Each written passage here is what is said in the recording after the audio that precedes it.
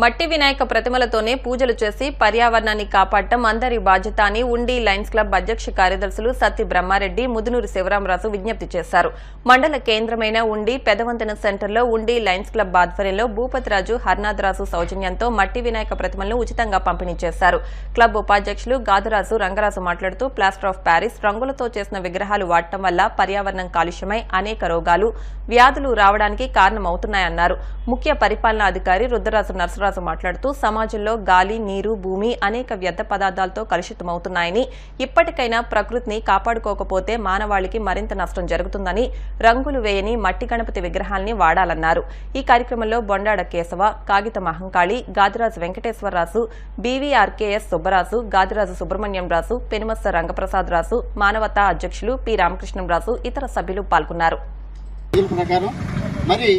ఈ విధంగా నీటిని కాలుష్యం చేయకుండా మన పర్యావరణాన్ని పరిరక్షించుకోవాలి అని బాధ్యత అందరికీ తెలియజేయడం కోసం ఈ రోజు మట్టితో చేసిన వినాయక ప్రతిమల్ని విగ్రహాలు వాడకూడదు. పర్యావరణానికి చాలా ముప్పు. అందులో రంగులు వాడటం వల్ల మన కళ్ళు దెబ్బతినే ప్రమాదం. రెండు రోజుల్లోనే ప్లాస్టిక్ వాడితే సంవత్సరాల తరబడి అలాగే భూమిలోకి ఇంకదు. అందువల్ల అందరూ కూడా రంగులు వాడిన ఈ ప్లాస్టిక్ విగ్రహాలు వాడకుండా మట్టి విగ్రహాలే వాడమని మేము ప్రతి ఏటా కూడా ఉండి లయన్స్ క్లబ్ తరఫున ప్రజలకు అవగాహన చేయటమే కాకుండా ప్రజలందరూ కూడా కోరుతున్నాం.